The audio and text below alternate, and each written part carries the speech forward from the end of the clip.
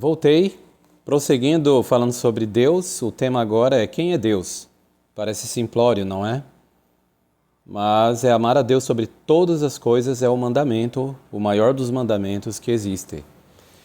E nessa dissertação que eu farei agora, não fiz uma preparação maior, eu apenas vou lembrar dos textos da Palavra de Deus, vou evocá-los na minha mente, partilhar com você.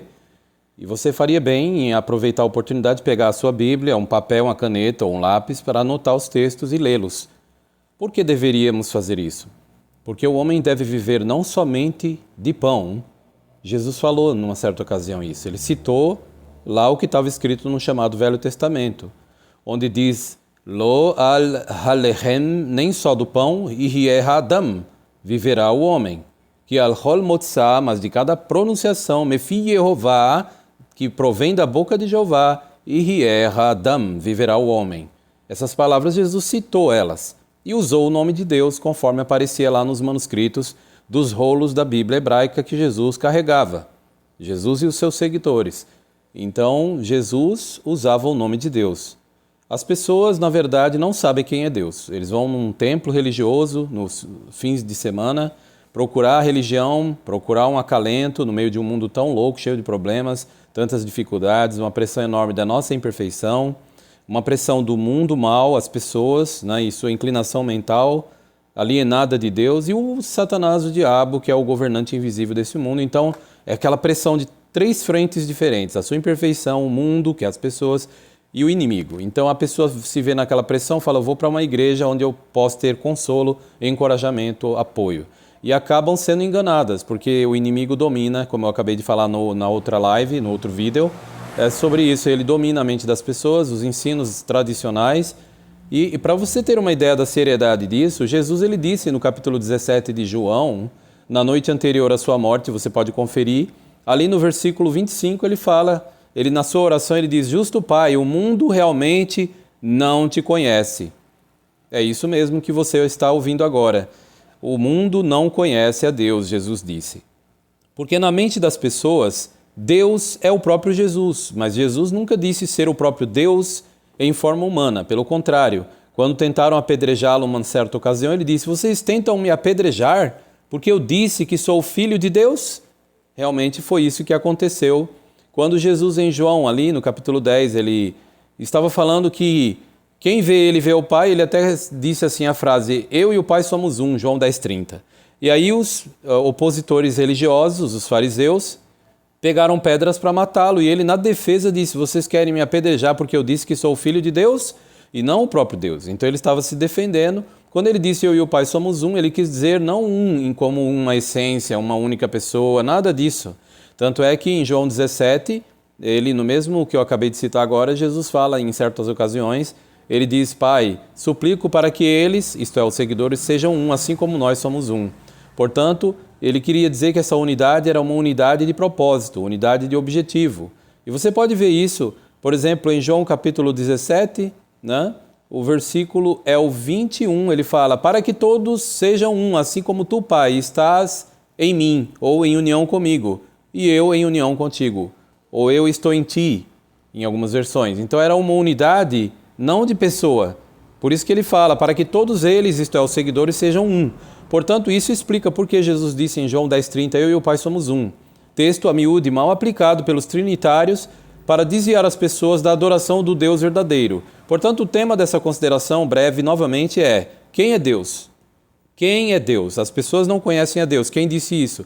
Jesus, eu repito, abre em João 17:25, onde Jesus fala, Justo Pai, o mundo realmente não te conhece. E não conhece. Hoje as pessoas falam, olha, por exemplo, vou citar um exemplo aqui, uma senhora veio aqui esses dias, alguns dias atrás aqui em casa, estava conversando com os meus pais, e ela falou, porque Jesus veio e morreu por nós, sabe, irmão? E ela querendo falar da Bíblia para o meu pai.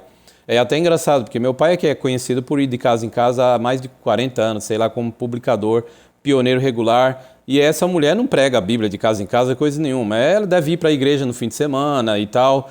Mas a fama do meu pai aqui é um homem que se dedicou à palavra de Deus, então ela estava querendo dar uma boa impressão, né? E conversando ela disse assim, porque Deus ele morreu por nós, né?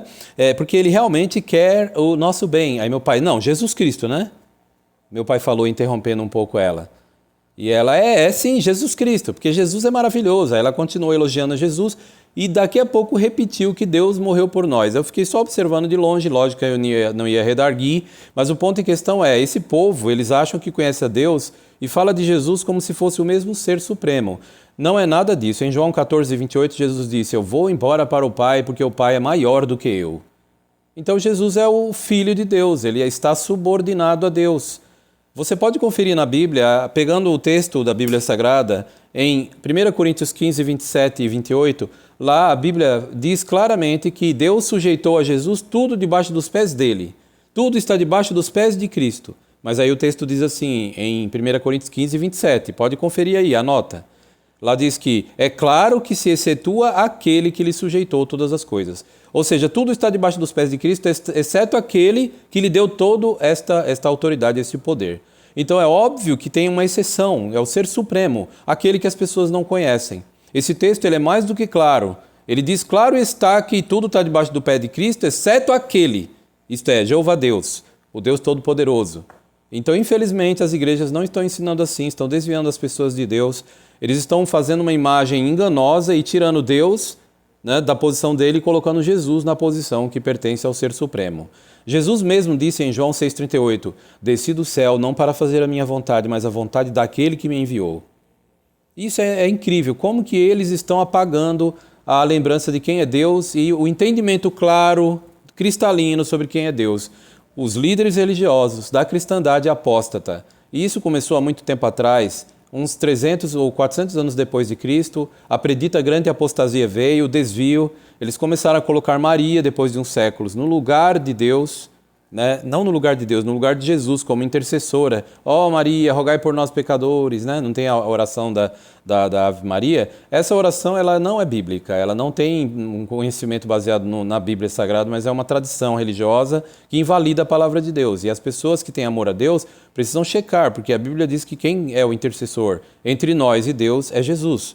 Agora, eis aí a questão. Pior do que a Igreja Católica, né, que nós respeitamos nossos queridos, conhecidos, amigos ou vizinhos e quem quer que seja que são católicos e têm o direito de escolher a sua religião, mas eles simplesmente colocaram Maria na posição de Jesus como intercessora. Ele não é, aliás, ela não pode fazer essa função. A Bíblia diz claramente, Jesus disse, que ninguém vem ao Pai senão por mim, eu sou o caminho, a verdade e a vida. Mas a igreja que professa conhecer Jesus, que é a igreja evangélica, fez pior. Pegou Jesus e colocou no lugar do Deus Todo-Poderoso. Para isso eles fizeram uma lambança, apagaram o nome de Deus das versões da Bíblia, o nome de Deus que é Jeová, que ocorre, por exemplo, como eu falei no outro áudio, no outro vídeo, na versão Almeida, a Bíblia João Ferreira de Almeida de 1819, o nome de Deus Jeová está em toda parte. Você pode digitar na internet Jeová, João Ferreira de Almeida, 1819. Aí você vai encontrar a Bíblia Almeida de 200 anos atrás, onde ela enfatizava esse nome ocorre mais do que qualquer outro nome dentro da Bíblia. E isso ficava claro na época, as pessoas viam, Jesus então é o filho de Jeová. E aí eles entendiam a Bíblia corretamente. Mas com a remoção do nome de Deus, isso causou uma confusão entre o Senhor Jesus e o Senhor Jeová, pavimentando o caminho para a doutrina católica da Trindade. Infelizmente, isso confundiu, e Jesus ele mesmo dizia que dava a conhecer o nome de Deus. Em João capítulo 17, versículo 6, Jesus disse as seguintes palavras que eu vou ler na íntegra aqui. Ele disse, Pai, tornei o teu nome conhecido aos homens que me deste do mundo. E no versículo 26, isso na noite anterior à sua morte, no Getsemane, Jesus falou assim, eu tornei o teu nome conhecido a eles e o tornarei conhecido. Então, de fato, Jesus usava o nome. Tanto é que ele entrou na sinagoga no sábado, onde havia sido criado, abriu o rolo e leu Isaías 61. O Espírito de Jeová está sobre mim. Ruach Adonai Yehová Alai. Ele leu isso em hebraico, e está o nome de Deus no texto hebraico até hoje. Aí ele falou, Yamashá Yehová Otiv, que Jeová me ungiu. E aí depois ele falou, hoje se cumpriu isso. E aí todos disseram, então ele é o Messias? Porque ele diz que Jeová me ungiu, e ele diz que isso se cumpriu. Ele está dizendo que ele é o Messias, então ficou aquela divisão entre eles, o povo de Nazaré, e de fato um profeta não é tido em honra no seu próprio território. Como diz um ditado popular, né, santo de casa não faz milagre. Aí virou aquela discussão, alguns, que nada, esse rapaz é o rapazinho lá, filho do carpinteiro. Mas na verdade ele era o Filho de Deus, tinha sido enviado, a vida dele transferida para o ventre da Virgem Judia Maria, né, uma mulher bendita entre as mulheres, claro, uma mulher abençoada, porque ela foi privilegiada de dar à luz o Filho de Deus, e ela ouviu o anjo Gabriel dizer, este será grande e será chamado Filho do